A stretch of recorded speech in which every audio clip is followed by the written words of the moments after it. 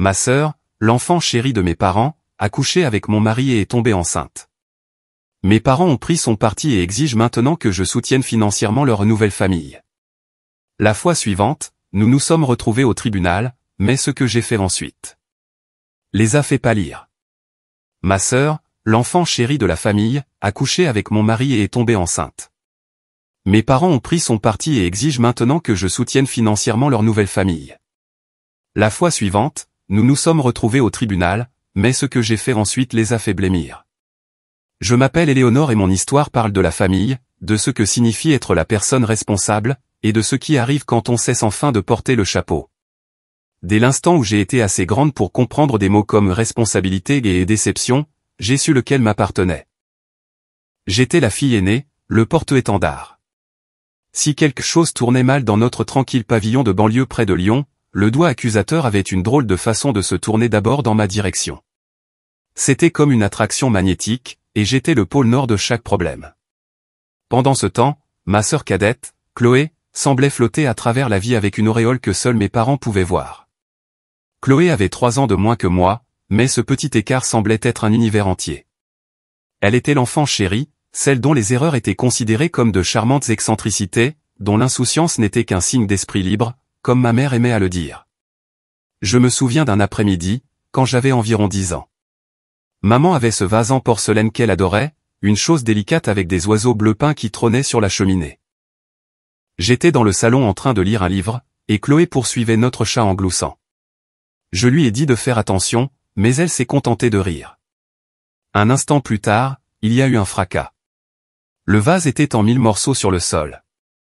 Quand ma mère est entrée, son visage s'est décomposé.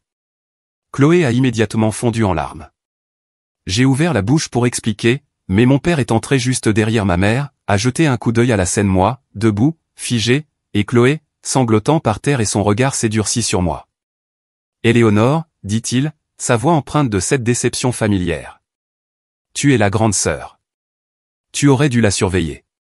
Tu sais bien, toi. J'ai été puni pendant 2 semaines. Chloé a eu une glace pour calmer ses nerfs. J'ai essayé d'argumenter, d'expliquer que je ne faisais que lire, mais c'était inutile. Leur décision était prise. J'étais la responsable. Donc, l'échec de la responsabilité devait être le mien. C'était une équation simple et parfaite qui a défini mon enfance. Si nous laissions toutes les deux de la vaisselle sale dans l'évier, c'est moi qui avais droit au sermon sur l'hygiène et le bon exemple. Chloé avait droit à un doux soupir et à un rappel délicat d'être un peu plus attentive. Parfois, je me demandais honnêtement si nous vivions dans 2 foyers différents qui se trouvaient simplement partager la même adresse. Mais la nuit qui brûle encore dans ma mémoire, celle qui a vraiment cimenté nos rôles pour de bon, s'est produite quand j'avais 16 ans. Chloé en avait 13. Nous avions toutes les deux fait le mur pour aller à une soirée chez un terminal. Le genre de soirée où l'on se sent si adulte juste pour y avoir été invité. Nous nous étions blottis devant le miroir de ma salle de bain auparavant, gloussant en traçant nos yeux d'un eyeliner épais et maladroit. Nous sommes rentrés à 1h du matin, convaincus d'être des maîtresses de la discrétion. Mais alors que nous marchions sur la pointe des pieds dans l'allée, la lumière du porche s'est allumée et papa était là, sa silhouette se découpant dans l'embrasure de la porte, les bras croisés. Mon cœur est tombé dans mon estomac. Il a renvoyé Chloé à l'intérieur d'un hochement de tête fatigué et d'un marmonnement, on parlera de faire de meilleurs choix demain. Mais moi? Il m'a regardé comme si je l'avais personnellement trahi. J'ai été consigné pendant 1 mois. Pas de téléphone, pas d'amis, rien. Cette nuit-là, allongé dans mon lit, je fixais le plafond, essayant d'avaler l'amertume qui montait dans ma gorge comme de l'acide. C'était la première fois que je comprenais vraiment. Dans ma famille, mes erreurs étaient écrites à l'encre indélébile, tandis que celles de Chloé étaient des taches effaçables. Alors, j'ai embrassé l'étiquette qu'il m'avait donnée. Si j'étais destiné à être la responsable, alors je serais la meilleure fichue responsable qu'ils aient jamais vue. Je me suis plongé dans les livres, les examens, dans la construction d'une version de moi-même si compétente, si réussie que personne ne pourrait m'ignorer ou me rejeter. J'ai obtenu mon baccalauréat avec mention très bien, décroché une bourse partielle pour une bonne université, et je prenais quand même des services à la librairie du campus pour couvrir ce que la bourse ne payait pas. Mes parents étaient fiers, je suppose, mais d'une manière distante, attendue. C'était juste Éléonore faisant ce qu'Éléonore était censée faire. Pendant ces années universitaires solitaires et stressantes, j'ai trouvé une alliée inattendue, tante Béatrice. C'était la tante de mon père, une femme à l'esprit vif approchant les 80 ans qui vivait à une vingtaine de minutes de ma fac. Elle avait une petite maison bien rangée qui sentait toujours les vieux livres et la cire au citron. J'ai commencé à lui rendre visite le dimanche, d'abord par sens du devoir, mais c'est vite devenu le seul moment de ma semaine que j'attendais avec impatience. Contrairement à mes parents, Béatrice ne m'a jamais donné l'impression d'être dans une compétition que je perdais sans le savoir. Elle me voyait.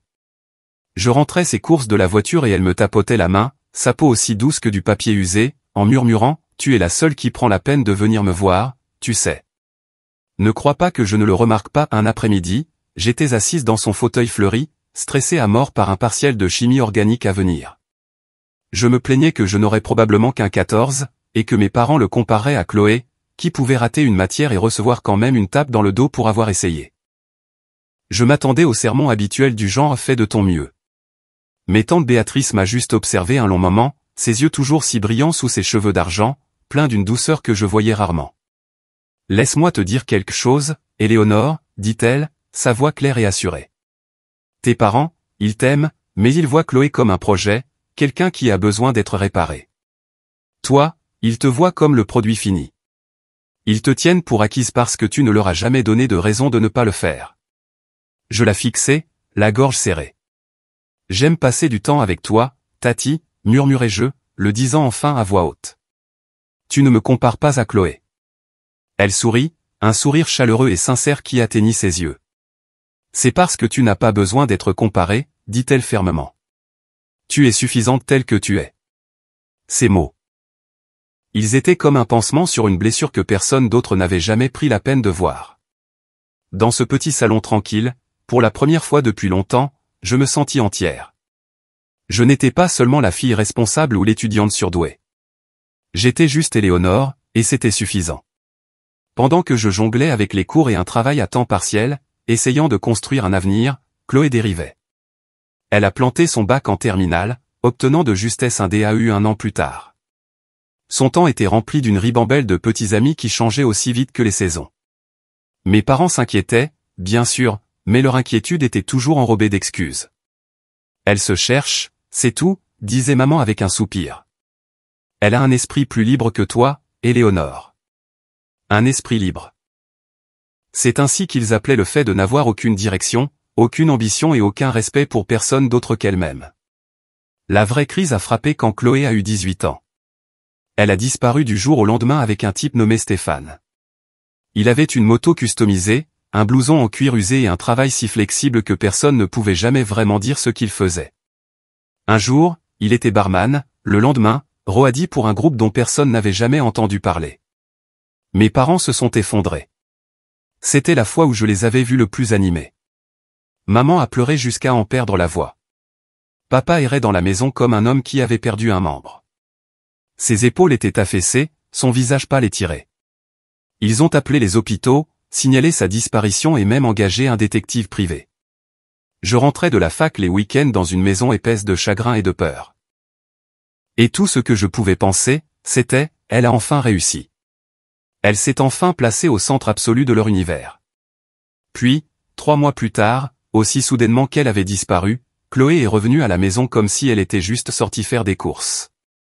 Elle s'est assise à la table du dîner, se servant nonchalamment de la purée pendant que ma mère lui caressait les cheveux, sanglotant de soulagement. Stéphane était un crétin, expliqua-t-elle avec un haussement d'épaule. Alors je l'ai quitté. Et c'était tout. C'était toute l'explication pour 3 mois d'agonie. Il n'y eut aucune conséquence, aucun compte à rendre pour les nuits blanches et les milliers d'euros qu'ils avaient dépensés pour la chercher. Mes parents étaient si heureux de retrouver leur enfant chéri qu'ils se sont accrochés à elle comme si de rien n'était. Assise à cette table, je les regardais et j'avais envie de hurler. J'avais envie de me lever et de renverser la table. J'avais envie de leur demander pourquoi mon erreur d'être rentré tard d'une fête à 16 ans m'avait valu 1 mois d'emprisonnement, alors que son erreur de disparaître avec un inconnu pendant 3 mois lui valait une fête de bienvenue. Je voulais demander pourquoi mes erreurs étaient gravées dans la pierre alors que les siennes étaient écrites dans le sable, prêtes à être effacées par la prochaine marée de leur affection. Mais j'ai gardé la bouche fermée parce que je connaissais déjà la réponse. À leurs yeux, j'étais la forte. Je pouvais gérer. Chloé était la fragile. Elle devait être protégée. L'appel téléphonique est arrivé pendant ma dernière année d'université. J'étais à la bibliothèque, penché sur un manuel, un surligneur jaune planant au-dessus d'une page dont je ne me souviendrai jamais. C'était mon père. Sa voix était plate quand il m'a dit que tante Béatrice s'était éteinte paisiblement dans son sommeil. Je suis resté assise là, figé. Les sons étouffés de la bibliothèque, le bruissement des pages, les toux légères se sont estompés en un rugissement sourd dans mes oreilles. La seule personne qui m'avait jamais fait me sentir vraiment vu, vraiment apprécié, était partie. C'était comme si une porte s'était refermée sur le seul endroit où je m'étais jamais senti inconditionnellement la bienvenue. Le choc ne fit que s'approfondir une semaine plus tard, après les funérailles, lorsque je rencontrai son notaire. C'était un homme âgé et aimable qui parlait d'un ton doux et mesuré. Il expliqua que tante Béatrice avait mis à jour son testament un an auparavant. Elle m'avait tout laissé, sa modeste maison, ses économies, ses comptes soigneusement tenus. L'héritage total s'élevait à environ 150 000 €. Quand je l'ai annoncé à ma mère au téléphone, sa réaction n'a pas été le chagrin pour sa tante ou le bonheur pour moi. C'était de la suspicion pure et simple. Il y eut un long silence, puis elle demanda, la voix fine et tendue, « Elle t'a tout laissé à toi ?»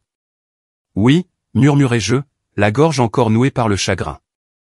Le notaire a dit qu'elle avait fait les changements l'année dernière. Une autre pause. Puis elle soupira, un son lourd de sous-entendu. « Eh bien, dit-elle, et son ton n'était pas celui de l'admiration. C'était une accusation. Tu as toujours été sa préférée. Comme si j'avais d'une manière ou d'une autre manipulé une douce vieille dame pour qu'elle me fasse un chèque. La vérité était beaucoup plus simple. J'avais été là. Je lui avais rendu visite. J'avais écouté. Je m'étais soucié d'elle. Eux ne s'étaient montrés que pour les fêtes. Quand Chloé l'a appris, sa jalousie était une chose vive et laide. Elle n'a pas pris la peine de la cacher. Je suis rentré à la maison quelques semaines plus tard et elle m'a coincé dans la cuisine. C'est tellement injuste, lança-t-elle, les bras croisés sur sa poitrine. Toi, tu as un diplôme universitaire et maintenant un tas d'argent. Et moi alors ? Des années d'amertume se sont échappées de moi avant que je ne puisse les arrêter. Et toi alors, Chloé, répliquai-je, la voix tremblante. Tu as eu les mêmes chances que moi. Tu as eu des parents qui auraient payé pour tout ce que tu voulais. Tu ne les as juste pas saisis. Son visage se tordit en un rictus. Tu te crois tellement meilleur que moi, n'est-ce pas ? Avant que je ne puisse répondre, papa intervint depuis le seuil. Les filles, ça suffit, dit-il, la voix ferme. Puis il me regarda. Éléonore, ne sois pas si dure. Ta sœur essaie juste de trouver sa voie. C'était toujours la même chose. Chloé trouvait sa voie. Moi, j'étais juste censé avoir tout compris. Je suis retourné à la fac ce soir-là, les mains agrippées au volant. Mais cette fois, quelque chose était différent. Je n'avalais plus seulement l'amertume. Je sentais une étincelle de résolution. Tante Béatrice m'avait laissé plus que de l'argent. Elle m'avait laissé un choix. J'ai retrouvé un mot qu'elle avait glissé un jour dans un livre qu'elle m'avait donné. Son écriture élégante serpentait sur la page. Ne laisse personne d'autre décider de ton avenir, Éléonore. Fais-toi confiance. C'est là que j'ai pris ma décision. Je n'allais pas laisser ce cadeau être un acompte pour une maison que mes parents approuveraient. J'allais parier sur moi-même. Pendant des mois, j'avais esquissé un business plan pour un petit cabinet de conseil visant à aider les entreprises locales à optimiser leurs opérations. L'héritage était ma chance de le concrétiser. Quand j'ai exposé mon plan à mes parents, ils ont eu l'air horrifiés. Cet argent pourrait être un acompte pour une maison, Éléonore, dit ma mère, le front plissé d'inquiétude. Ou tu pourrais l'épargner pour ton avenir, ajouta papa, son ton impliquant que mon plan était la chose la plus imprudente qu'il ait jamais entendue. Lancer une entreprise, c'est trop risqué. Je les ai regardés, le dos droit, la voix assurée. J'ai fait mes recherches. Je sais ce que je fais. Ils ont échangé ce regard familier, mi-pitié, mi-désapprobation. Mais cette fois, ils ne pouvaient pas m'arrêter. Ce n'était pas leur décision. La première année a été brutale. Des journées de 18 heures, nourries au café bon marché, des piles de rejets et des repas pris dans des barquettes de plats à emporter, penchés sur des feuilles de calcul sur le sol de mon minuscule appartement. Il y a eu des nuits où j'ai pleuré dans mon oreiller, convaincu d'avoir commis une erreur colossale et que mes parents avaient raison depuis le début. Mais j'ai continué, porté par le souvenir de tante Béatrice et un besoin désespéré de prouver à tout le monde qu'ils avaient tort. Lentement, douloureusement, le vent a commencé à tourner. Une petite boulangerie est devenue mon premier client. Puis un garage local. À la fin de la 2e année, j'avais ma première employée et un minuscule bureau qui n'était pas aussi ma chambre. Au bout de 5 ans, j'avais un vrai bureau, une petite équipe dévouée et la réputation d'être l'une des meilleures consultantes de Lyon. C'est à ce moment-là que j'ai rencontré Grégoire. Il travaillait au service informatique d'une de mes entreprises clientes, grand, le regard stable, avec un esprit subtil qui m'a prise au dépourvu lors des réunions de projet. Après des semaines d'interaction professionnelle, il m'a intercepté dans le couloir un après-midi. Ça fait des semaines que je rassemble mon courage pour vous demander ça, a-t-il avoué, une légère rougeur montant à son cou. Voudriez-vous prendre un café un de ces jours? J'ai ri, un vrai rire sincère. Et moi qui pensais que vous étiez juste très enthousiaste à propos de la sécurité des réseaux. Il a souri, et c'était le genre de sourire qui a détendu mes épaules pour la première fois depuis ce qui semblait être des années. Après si longtemps à me concentrer uniquement sur la survie et le succès, c'était étrange et merveilleux d'être vu comme plus qu'une chef d'entreprise, plus que la responsable. Avec Grégoire, je pouvais juste être Éléonore. Je pouvais respirer. 2 ans plus tard, il s'est agenouillé sur une falaise venteuse surplombant la côte à Étretat et m'a demandé de l'épouser. Le mariage fut un magnifique flou brumeux de feuilles d'automne et de larmes de joie. Pour la première fois, j'avais l'impression que l'univers rééquilibrait enfin la balance en ma faveur. Peu de temps après, un gros projet a nécessité que Grégoire voyage constamment. Nous détestions tous les deux ça. Au même moment, ma propre entreprise était en pleine expansion, et j'avais désespérément besoin d'un directeur des opérations. Un soir, Grégoire a fait une suggestion. « Et si je venais travailler pour toi, dit-il prudemment. Tu as besoin de quelqu'un pour gérer les opérations. C'est mon domaine. Nous construirions quelque chose ensemble, côte à côte. » J'étais hésitante. Mélanger les affaires et le mariage me semblait être comme marcher sur une corde raide en pleine tempête. Mais il était compétent. Je lui faisais confiance. Et une partie de moi, celle qui avait tout porté seule pendant si longtemps, aspirait à un véritable partenaire. Alors j'ai accepté. Et pendant un certain temps, c'était parfait. L'entreprise prospérait, et nous aussi.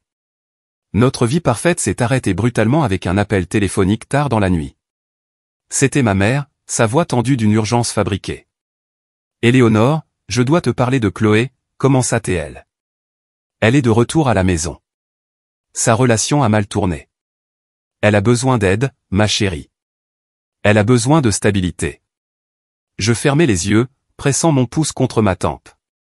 C'est reparti. Maman, je ne peux pas être son filet de sécurité à chaque fois qu'elle prend une mauvaise décision. Elle a besoin d'un travail. Maman insista, sa voix commençant à se briser d'émotion. Tu as une entreprise qui réussit. Il y a sûrement quelque chose qu'elle pourrait y faire. Un simple poste administratif. N'importe quoi. La famille, ça s'entraide. Le souvenir du rictus de Chloé après la lecture du testament de tante Béatrice me brûlait l'esprit. Elle n'a jamais gardé un travail plus de 3 mois, dis-je sèchement. Je ne peux pas risquer mon entreprise, le gagne-pain de mes employés, pour elle. Voilà, c'est tout, plaida maman, puis elle porta le coup de grâce. S'il te plaît, Éléonore. Elle a changé. Je te le promets. Tante Béatrice aurait voulu que tu l'aides. Ma résolution s'effrita. Utiliser le nom de tante Béatrice, c'était comme tourner une clé dans une serrure que je ne voulais pas ouvrir. Je me suis défoulé sur Grégoire plus tard cette nuit-là, m'attendant à ce qu'il me soutienne, mais il m'a surprise. Peut-être que tu devrais lui donner une chance, dit-il doucement, posant une main sur mon bras. La famille, c'est important. Les gens peuvent changer. Ces paroles me déstabilisèrent plus que celles de ma mère. Si même Grégoire, mon mari logique et stable, pensait que Chloé méritait une autre chance, peut-être que c'était moi qui n'étais pas raisonnable. Et ainsi, contre chaque instinct hurlant dans mon corps, j'ai accepté. Quand Chloé est entrée dans mon bureau quelques jours plus tard, j'ai failli ne pas la reconnaître. Fini les queues de cheval en désordre et les t-shirts de groupe froissés. Elle portait un blazer ajusté, ses cheveux étaient coiffés, son maquillage minimal et professionnel. Elle s'est assise en face de moi, le dos droit, et a fait glisser un dossier sur mon bureau. À l'intérieur se trouvait un certificat d'un programme d'administration des affaires d'1 an.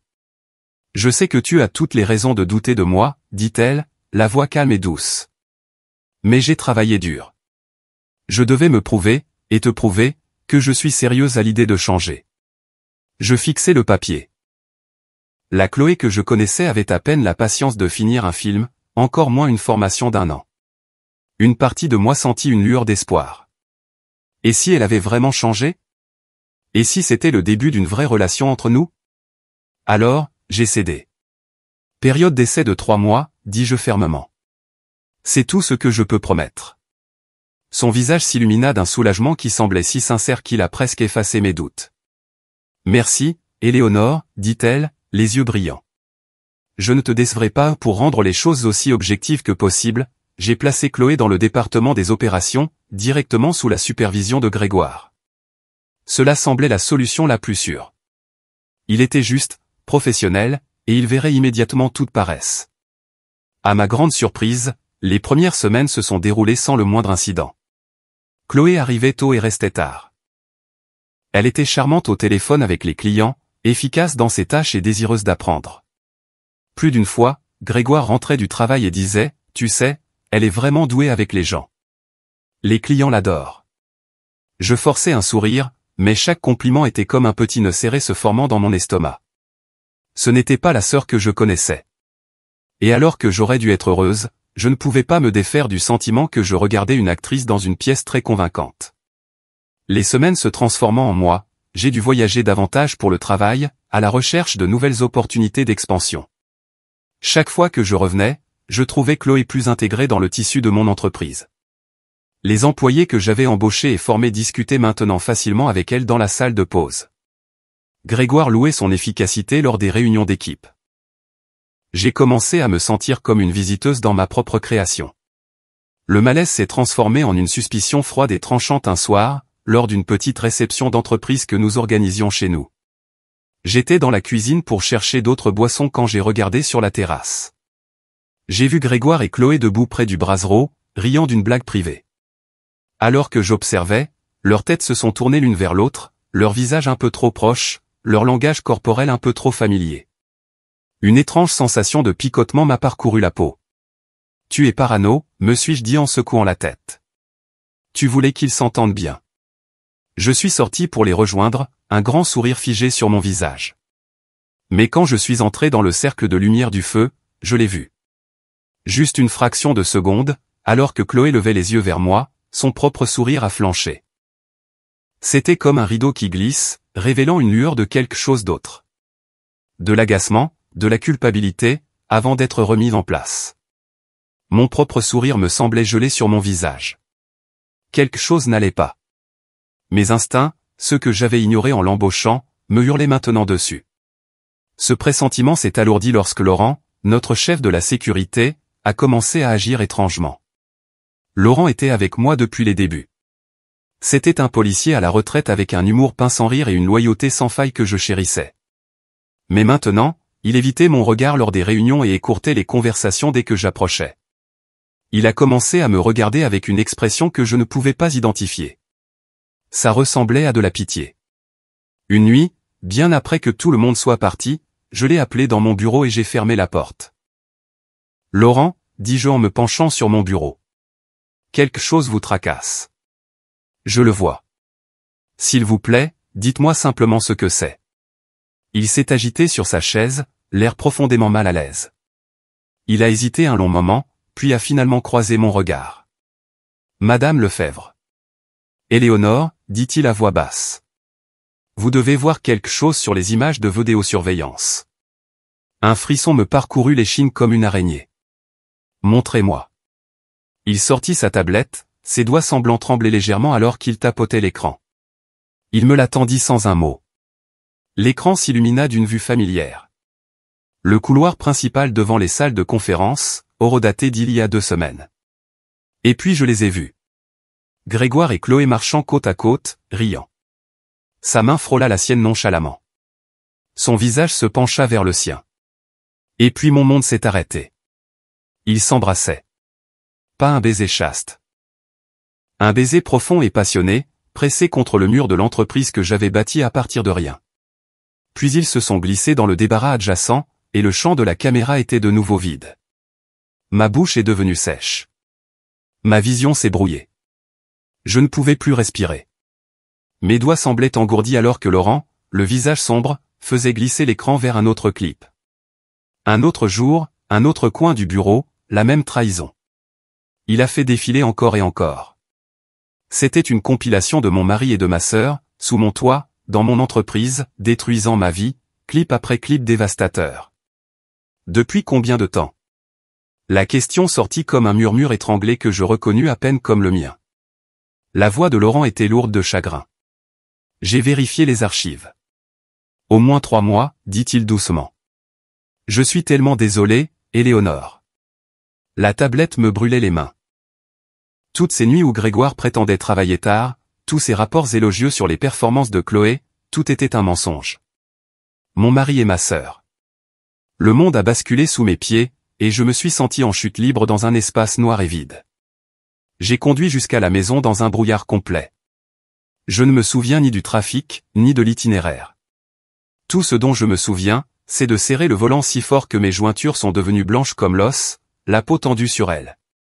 Chaque feu rouge, chaque kilomètre n'était qu'un autre moment pour que les images se rejouent dans mon esprit en une boucle torturante.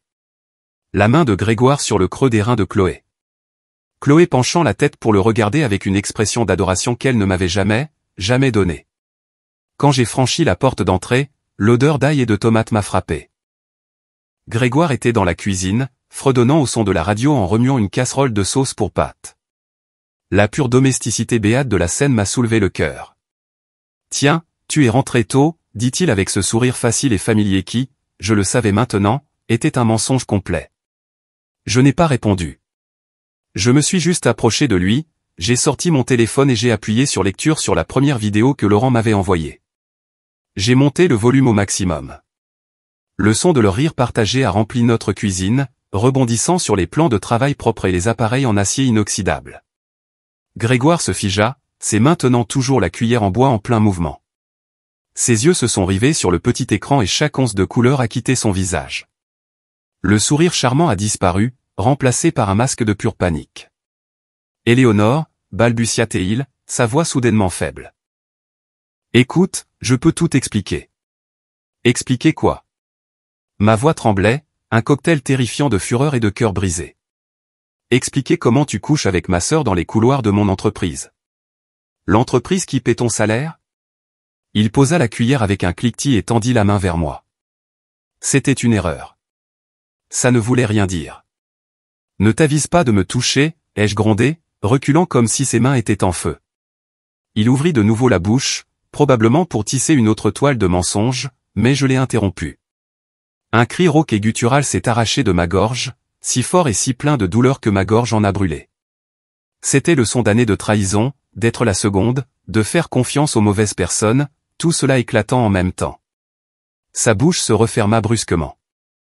Il m'a regardé, vraiment regardé, et pour la première fois, il a vu qu'il n'y avait plus de chance, plus d'explication.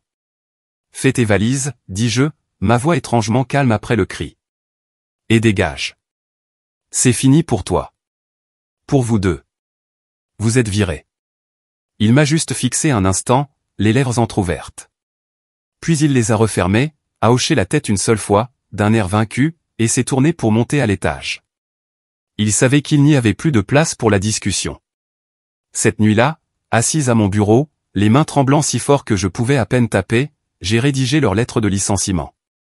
L'ironie la plus cruelle était de signer le nom de mon propre mari sur la ligne qui mettait officiellement fin à sa carrière dans mon entreprise. Le lendemain, mon téléphone a commencé à sonner sans arrêt. C'était ma mère. J'ai ignoré ses appels, mais elle était implacable, appelant encore et encore jusqu'à ce que je finisse par répondre, ma patience à bout. « Qu'est-ce qui se passe, Éléonore » a-t-elle exigé. Pas de bonjour, pas de préambule. Grégoire est chez nous avec une valise. Chloé n'arrête pas de pleurer. Tu dois venir ici tout de suite et arranger ça. Arranger ça? L'audace de la chose m'a presque fait rire, un rire hystérique et brisé. Le savais-tu, ai-je demandé doucement, la question flottant dans l'air entre nous.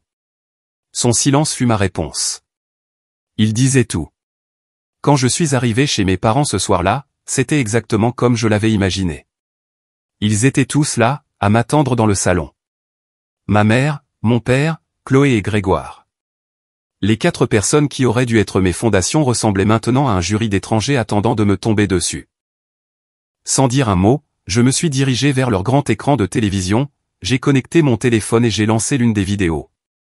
L'écran s'est illuminé de l'image de Grégoire et Chloé s'embrassant passionnément, sa main emmêlée dans ses cheveux. Ma mère a eu un hoquet théâtral. Mon père fixait le sol, refusant de regarder l'écran. Chloé s'est couvert le visage et a commencé à sangloter bruyamment. « Comment avez-vous pu tous me trahir comme ça ?» Ma voix s'est brisée sur le dernier mot. Pendant un instant, la pièce fut lourde de ce que je pensais être de la culpabilité, mais je me trompais. Ce n'était que de la stratégie. Ma mère s'est ressaisie la première, son expression se durcissant. « Éléonore, personne ne voulait te faire de mal, dit-elle, sa voix dépourvue de toute chaleur. Ces choses arrivent. Les gens tombent amoureux sans le vouloir. » Chloé leva son visage strié de larmes, d'une voix tremblante de fragilité étudiée, elle murmura « On ne voulait pas que ça arrive. On n'a pas pu l'empêcher. Grégoire et moi, on s'aime. » Grégoire tendit la main et prit la sienne, un geste de solidarité qui me retourna l'estomac. Et puis Chloé a prononcé la phrase qui a fendu mon monde en deux. « Je suis enceinte. » L'air m'a manqué. « Quoi ?» De presque 4 semaines, murmura-t-elle, sa main libre reposant délicatement sur son ventre. « On allait te le dire. » J'ai reculé comme si elle m'avait physiquement frappé. Mais Grégoire s'est penché en avant, son ton soudainement froid et calculateur. « Tu ne peux pas nous virer sans motif valable, Éléonore. C'est illégal. On va te poursuivre en justice. » Mon père a enfin pris la parole, sa voix tranchante de jugement. « Tu réagis de manière excessive, Éléonore. Personne ne devrait perdre son emploi pour ça. » Chloé, voyant son avantage, a insisté, ses larmes se séchant en calcul. « Je subis un stress énorme à cause de toi, dit-elle, le menton levé avec défi. Mon médecin dit que le bébé pourrait être en danger. J'ai des documents médicaux. Et c'est là qu'ils ont exposé leur plan. Ils allaient se marier dès que notre divorce serait finalisé. Ils exigeaient que je les réintègre tous les 2 immédiatement. Elle a besoin de stabilité, Éléonore, a insisté ma mère. Sinon quoi? Ai-je demandé, la voix plate. Sinon, nous déposons une plainte demain, a dit froidement Grégoire. Licenciement abusif, détresse émotionnelle, mise en danger d'un enfant à naître. Comment penses-tu que tes clients réagiront à ces gros titres? J'ai regardé leur visage. Ma mère qui m'avait dit de protéger ma sœur. Mon père qui m'avait fait la leçon sur le devoir. Mon mari qui avait juré fidélité. Ma sœur qui avait tout pris. Et à ce moment-là, complètement seul face aux 4 personnes qui auraient dû être mes fondations, je suis parti sans un mot de plus. La guerre venait de commencer. Le matin après avoir quitté cette maison, je me sentais comme un fantôme dans ma propre vie. La trahison était si complète, si totale, que je ne savais plus où me tourner. Mais je me suis souvenu d'un nom que j'avais entendu murmurer dans les cercles d'affaires pendant des années. Maître Dubois. C'était un avocat spécialisé en divorce, réputé pour être aussi tranchant qu'un scalpel et aussi inflexible que la pierre. Il était exactement ce dont j'avais besoin. Assise dans son bureau aux boiseries d'acajou, j'ai expliqué la situation d'une voix engourdie et détachée. Je lui ai parlé de l'adultère, de la grossesse, des menaces de procès. Il a écouté en silence, son visage impénétrable, jusqu'à ce que j'ai terminé. Puis il s'est penché en avant et a posé une question qui m'a glacé. « Madame Lefebvre, dit-il, ses yeux vifs et intelligents. Êtes-vous sûr que la trahison ne se produit que dans votre vie personnelle? Les personnes qui franchissent de telles limites dans un domaine de leur vie les franchissent souvent ailleurs. Avez-vous vérifié les finances de votre entreprise? » Mon cœur a bondi. Non. J'avais entièrement fait confiance à Grégoire pour la partie opérationnelle et financière de l'entreprise. L'idée qu'il puisse me trahir là aussi ne m'avait même jamais traversé l'esprit. En quelques jours, Maître Dubois a rassemblé une équipe d'experts comptables judiciaires. Ils ont investi les comptes de mon entreprise, passant au crible des années de registre que j'avais confiées à Grégoire. J'ai essayé de travailler, de garder les apparences avec mes employés, mais je passais la plupart de mes journées dans une salle de conférence avec les auditeurs, regardant pendant qu'ils épluchaient les couches de ma vie. Les résultats m'ont coupé le souffle. C'était pire que tout ce que j'aurais pu imaginer. Ce n'était pas seulement de l'infidélité, c'était une conspiration. De fausses factures pour des services jamais rendus. Des honoraires de conseil fantômes versés à des sociétés écrans. Des paiements à des fournisseurs qui menaient directement à des comptes bancaires au nom de Chloé. Grégoire avait siphonné de l'argent pendant des mois, de petites sommes au début, puis devenant de plus en plus audacieux avec le temps. Chloé avait été tout aussi complice. Elle avait gonflé ses notes de frais avec des vêtements de luxe, des soins au spa, et même un voyage d'affaires à Saint-Tropez qui coïncidait avec un festival de musique. Et la touche finale écœurante, il y avait des paiements de conseil mensuels versés à mes parents. Ils étaient payés par l'entreprise que j'avais bâtie à la sueur de mon front. Tout en sachant que leur autre fille couchait avec mon mari. Ils étaient tous de mèche. Assise dans le bureau de Maître Dubois avec les preuves étalées devant moi, mes mains tremblaient. Ce n'était plus un simple drame familial compliqué. C'est de la fraude, a dit Maître Dubois, la voix sombre.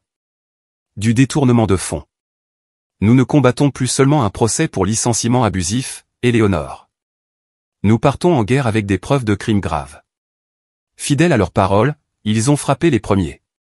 Les plaintes ont été déposées en une semaine.